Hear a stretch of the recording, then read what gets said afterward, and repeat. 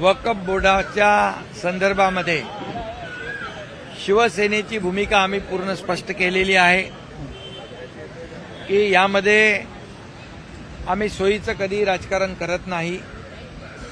सोयीचं राजकारण करणारे लोक याचा हिंदुत्वाशी संबंध नाही, याचा अमक्याशी संबंध नाही असं जेव्हा म्हणतात तेव्हा त्यांच्या भूमिकेवर संशय घेण्यासारखी जागा निर्माण होते आणि म्हणून जे आम्ही घेतो निर्णय ते खुलेआम घेतो आणि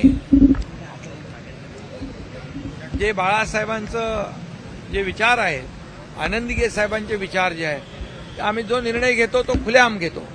आम्ही असं होईल तसं होईल याचा संबंध त्याच्याशी नाही, हे असं दुटप्पी भूमिका आम्ही कधी घेत नाही। म्हणून आमची भूमिका स्पष्ट आम्ही घेतलेली आहे, सडेतोड भूमिका आम्ही घेतलेली आहे आणि सर्वसामान्य माणसाच्या हिताची भूमिका घेतलेली आहे।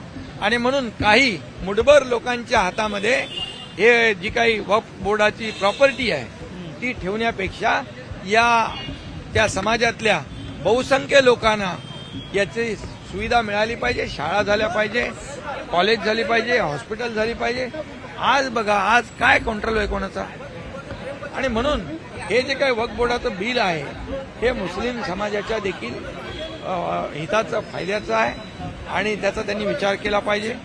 आणि जे आता भूमिका तुम्ही सांगितली कोणी घेतली ती काय म्हणतात अरे हे बघा पळपुटी भूमिका कशाला घ्यायची, घ्या ना खुलेआम भूमिका, घ्या ना, उभे राहा ना एका भूमिकेवर। तुम्ही हे सगळ्या गोष्टी ज्या आहेत जेव्हा फायद्याचं तेव्हा धरायचं, जेव्हा तोट्याचं तेव्हा सोडायचं।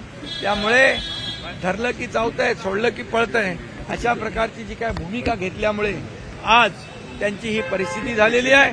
विधानसभेच्या निवडणुकीमध्ये 100 जागा लढून 20 जागा निवडून आलेल्या आहेत आणि यापुढे देखील ज्या निवडणुका होतील, मुंबई महापालिका असेल, स्थानिक स्वराज्य संस्था असेल, जनता यांना त्यांची जागा दाखवल्याशिवाय राहणार नाही। हे आता बघायचं आहे की बाळासाहेबांचे विचार त्यांची भूमिका घेऊन पुढे जात आहेत की राहुल गांधी हे सांगतायत तसं करतायत।